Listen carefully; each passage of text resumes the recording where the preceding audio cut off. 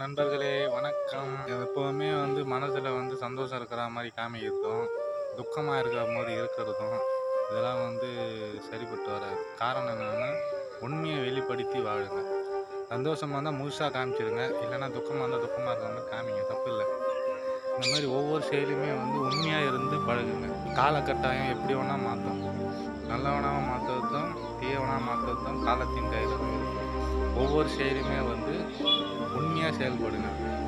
உண்மையாக இருந்தால் நம்ம ஜெயிப்போம், யாருக்கிட்டையுமே தோக்க மாட்டோம். தோக்குற மாதிரி காமிக்கும், ஆனால் நம்ம தோக்க மாட்டோம். நம்ம எப்போவுமே ஜெயிச்சு நல்வழியில் போக உண்மையாக இருந்து பழகுங்க.